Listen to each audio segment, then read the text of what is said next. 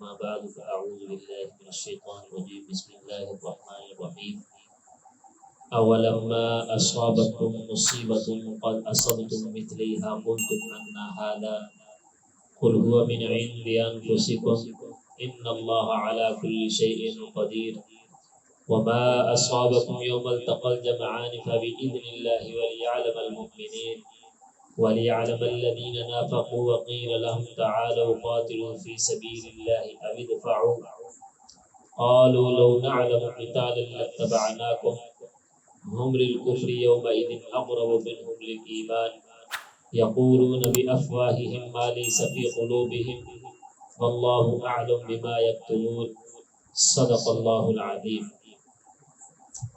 کیا تمہیں پہنچی ہے مصیبت؟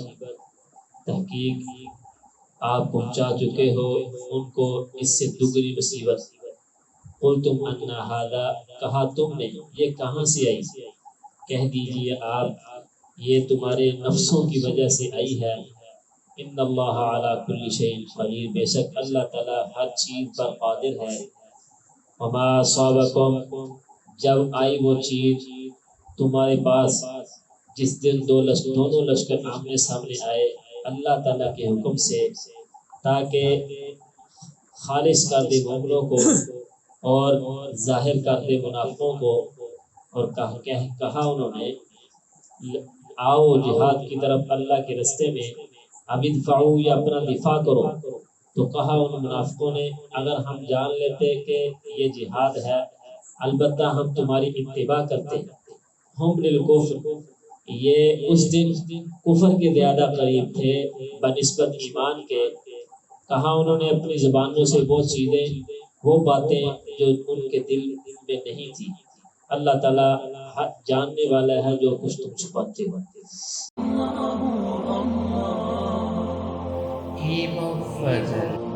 یہ سورہ آل عمران کی 165 سے لے کر 167 تک آیتیں تلاوت ہوئی ہیں۔ پچھلی آیات میں اللہ رب العزت نے جو انسانیت پر اللہ رب العزت نے احسان کیا ہے، احسان عظیم، اس کا تذکرہ تھا کہ چاہے مسلمان ہے یا کافر ہے، خاص طور پر ایمان والوں پر اللہ رب العزت نے نام لے کر لقد من اللہ کے ایمان والوں پر ہم نے احسان کیا کہ اپنا نبی ان میں بھیجا۔ اس پھر آپ علیہ السلام کی جو مناسب جو ان کے اللہ رب العزت جو چیزیں ان کے دل میں لگائی تھی ان کا تذکرہ تھا۔ آج پھر جو مسلمانوں کو غزوہ احد میں جو تکلیف پہنچی تھی اس کا تذکرہ کیا اللہ رب العزت نے۔ پھر مسلمانوں کو تسلی دے رہے ہیں کہ اگر آپ کو غزوہ احد میں کوئی تکلیف پہنچی ہے، مصیبت پہنچی ہے، اس سے پہلے آپ بھی ان کو دگنی مصیبت پہنچا چکے ہیں۔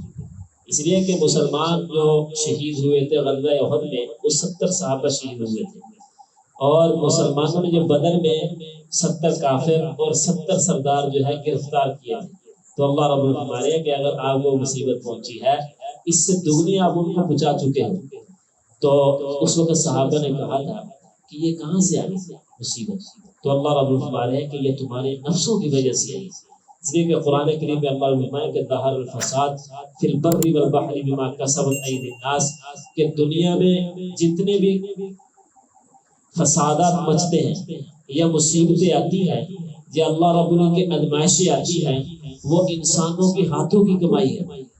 بما کسبت ایدی الناس، کہ جیسے لوگ اعمال کرتے ہیں اللہ رب العزت ویسے ہی اسباب پیدا فرما دیتے ہیں۔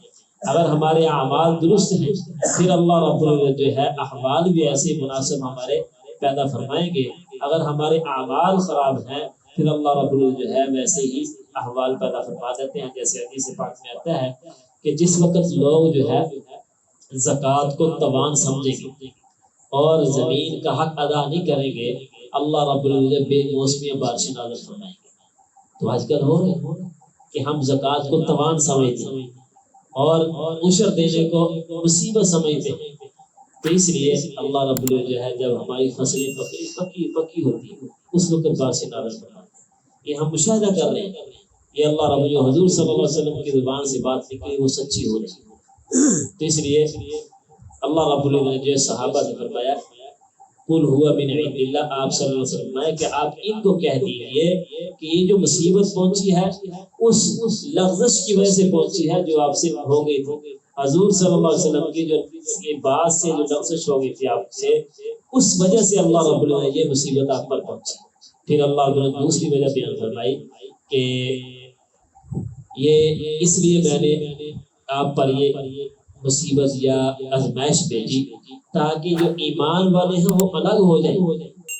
اس لیے کہ جب اللہ رب العزت آزمائش نہ کرے تو اس وقت جو ہے جو منافق اور مسلمان جو ہے سارے خط بند تھے، تو اللہ رب العزت نے اس سے یہ جو غزوہ احد میں صحابہ پر جو ہے آزمائش آئی تھی، اس سے منافق علیحدہ ہو گئے، منافق ظاہر ہو گئے۔ اس لیے کہ پہلے تو جب وہ غزوہ احد میں گئے جہاد کے لیے، اس وقت جو جب دیکھا کہ وہاں کوئی نہیں، ابھی آئے لشکر کہنے لگے کہ یہاں کیا ہے، کچھ بھی نہیں ہے، یہ کوئی لڑائی ہے، اور 300 لوگ جو ہے نکل گئے۔ پھر اس کے بعد جو باقی رہ گئے تھے وہ بھی اللہ رب العزت کو جو ہے اس مصیبت آزمائش کی وجہ سے ان کو بھی جدا کر دیا۔ تو ان آیتوں میں اللہ رب العزت نے فرمایا کہ جس دن دونوں لشکر آمنے سامنے ہوئے، فبإذن اللہ، اللہ تعالیٰ کے حکم سے یہ آئی، یہ آزمائش اللہ کے حکم سے آئی، اس لیے آئی تاکہ ظاہر ہو جائے کہ پکا مومن کون ہے۔ وَلِيَعْلَمَ الْمُنَافِقُ وَلِيَعْلَمَ الَّذِينَ نَافَقُوا، اور جو منافق ہے وہ بھی ظاہر ہو جائے۔ وقیل له تعالی، اس لیے کہ جب حضور صلی اللہ علیہ وسلم نے ان سے کہا تھا کہ اللہ کے راستے میں جہاد کے لیے آؤ، تو انہوں نے کہا یہ اپنے دفاع کے لیے آؤ، تو اللہ وہ کہنے لگے کہ یہ کوئی جہاد ہے، یہ کوئی لڑائی ہے؟ اگر لڑائی ہوتی ہے ہم آپ کی اتباع کرتے، یہ لڑائی نہیں ہے، یہاں تو تھوڑے سے آدمی ہیں ہمارے اور وہاں جو ہے ہزاروں کا لشکر ہے، ہم جو ہے نہیں ان سے لڑ سکتے۔ جیسے موسیٰ علیہ السلام کی قوم نے کہا تھا فَاذْهَبْ أَنْتَ وَرَبُّكَ فَقَاتِلَا هَا هُنَا قَاعِدٌ، ہم تو یہاں بیٹھے ہیں، آپ خود جا کر جہاد کرو۔ تو اس لیے منافقوں نے بھی یہی کہا تھا کہ ہم نہیں لڑ سکتے، یہ زیادہ ہے، ہم کم ہیں۔ ایسے اس لیے اللہ رب القرآن کریم میں کم من فئۃ قلیلۃ، چھوٹا لشکر جو ہے بس اوقات بڑے لشکر پر غالب آ جاتا ہے۔ تو ہوا بھی ایسے، بدر میں بھی ایسے ہوا، یہاں بھی ایسے ہی ہوا۔ اگر صحابہ سے یہ لغزش نہ ہوتی تو جنگ تو فتح تھی۔ تو اس لیے اللہ نے فرمایا کہ یہ اس لیے ہم نے کہا تھا تاکہ جو ہے منافق لوگ علیحدہ ہو جائیں۔ قالوا لو نعلم، کو کہنے لگے کہ یہ جہاد نہیں ہے، یہ قتال نہیں، ہم نہیں جانا۔ پھر فرمایا ہم للکفر، اس دن کی یہ لوگ کفر کے زیادہ قریب تھے، منافق نہ، اور بنسبت ایمان کے انہوں نے جو ان کے دل میں بات تھی اس کو ظاہر نہیں کیا۔ اوپر سے ایمان لائے کہ ہم ایمان لائے ہیں، لیکن اندر میں کفر تھا، اندر کفر تھا، تو اللہ رب العزت نے آزمائش ڈال کر ان کے کفر کو ظاہر کیا، اور جو بڑے بڑے منافق تو وہ ظاہر ہو گئے۔ اب جو ہے تو اللہ رب العزت نے ان کو ظاہر کیا تاکہ جو ہے ان کو جدا کیا جائے۔ اور حضرت عمر رضی اللہ تعالیٰ کہا کرتے ہیں حضور صلی اللہ علیہ وسلم کو کہ جیسے عبداللہ بن ابی یہ منافقوں کا سردار تھا، جب وہ مرا تو حضور صلی اللہ علیہ وسلم کا جنازہ پڑھانے کے لیے، تو حضرت عمر رضی اللہ عنہ فرمانے لگے کہ یا رسول اللہ نہیں، جنازہ نہیں پڑھنا چاہیے۔ تو پھر اللہ رب العزت نے پھر آیت نازل کی کہ اگر آپ 70 بار بھی اس کا استغفار کریں گے تب بھی اس کی مغفرت نہیں ہوگی، کیونکہ اس نے اسلام کو اور اسی طرح مسلمانوں کو بہت نقصان پہنچایا۔ تو اس لیے منافق یہ زیادہ خطرناک ہے بنسبت کافر، اس لیے کہ کافر تو ظاہر ہے، اس کا تو پتہ، اس سے بچنا آسان ہے، جو منافق ہے اس سے بچنا مشکل ہے۔